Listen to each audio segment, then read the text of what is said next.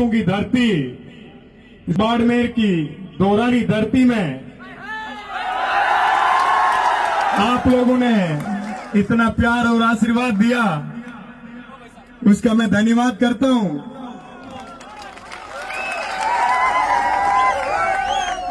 साथियों, ये आप लोगों की तपती हुई ये दोरों की धरती सोना उगलती है। यहां चाहे किसी भी भर्ती की आप लिस्ट उठा के देख लो, चाहे आईएएस हो, चाहे आरएस हो, चाहे आरजेएस हो, चाहे और कोई भी नौकरियां हो, बाड़मेर वासियों के उसके अंदर इस मालानी की धरती के लालू के टॉप लिस्ट में नाम होते हैं। मैं धन्यवाद करता हूं उन माताओं का जो कोसों कोसों पानी सींच के आप जैसे योग्य और काबिल और मजबूत और ताकतवर बेटों को और बेटियों को जन्म देती है। मैं उन माताओं को सलाम करता हूं बारंबार।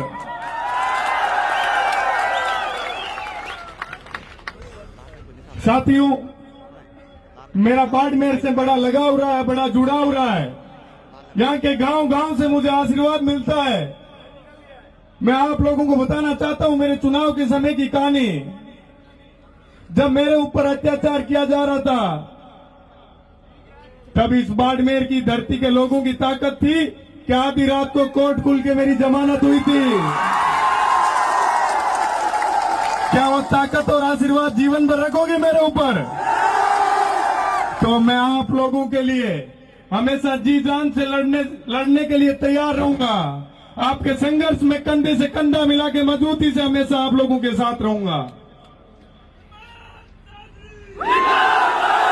मैं आप लोगों को बताना चाहता हूं कि आपकी ये दोरों की धरती यदि सोना उगलती है तो सरकार को विकास की धारा भी इधर ही बहनी चाहिए। सरकार से मेरा निवेदन है कि आप बात करते हो खेलों की, शिक्षा की, कहां तो मैदान है, कहां शिक्षक है। आप गांव के अंदर, आप लोगों की ढाणियों के अंदर जो स्कूल बने हुए हैं उनके अंदर ना शिक्षक है, उन भवनों की हालात बड़ी जर्जर है। तो दोरों की धरती आपको सोना दे रही है तो आप लोगों को इधर विकास की गंगा बहनी चाहिए। ये मेरा आपके इस बजट के अंदर यह निवेदन रहेगा कि शिक्षा के आधार को मजबूत करना इस दोरों की धरती में, क्योंकि यहाँ बड़े लोग, मेहनती लोग हैं। यहाँ की सरहद दूसरे देश के आप लोगों के बिल्कुल नजदीक और पास पड़ती है, लेकिन कभी घुसपैठियों की हिम्मत नहीं होती है कि इधर कोई घुसपैठ करने की हिम्मत कर ले, क्योंकि आप लोगों की ताकत से, आप लोगों की मजबूती से वो लोग वाकिफ है कि ये बड़े ईमानदार और मजबूत लोग हैं। इसलिए वो जहां कमजोर लोग होते हैं वही घुसपैठ लगाने का कार्य करते हैं।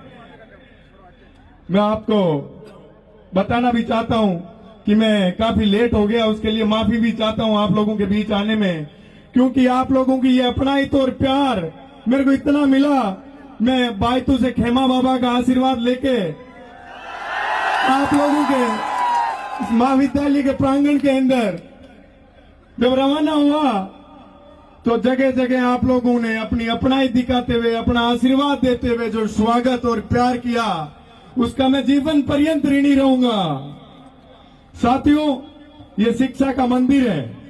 यहाँ पर लोग शिक्षा लेने के लिए आते हैं, अपने माता पिता के सपने पूरे करने के लिए आते हैं।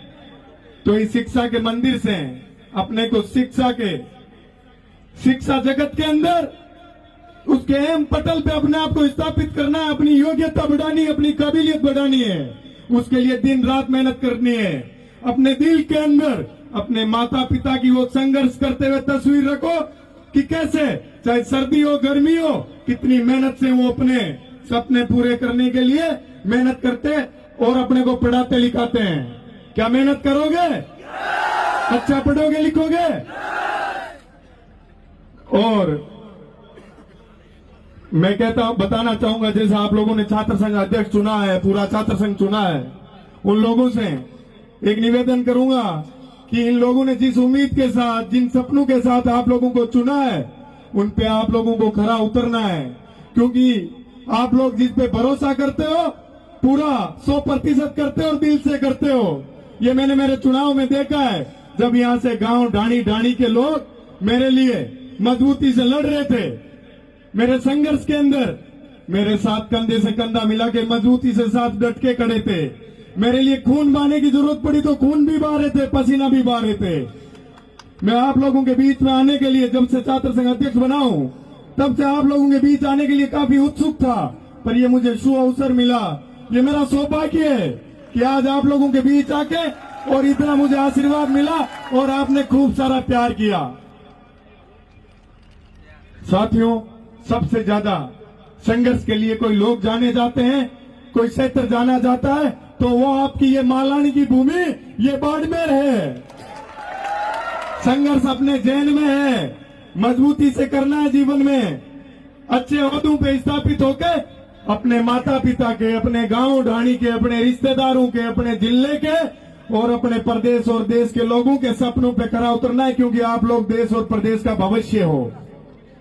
आप लोगों के कंधों पे देश की कमान है। यदि आप लोग सही दिशा में जाओगे और अच्छा पढ़ोगे लिखोगे तो सोचिए कितने लोगों के भविष्य का आप लोग निर्माण करोगे।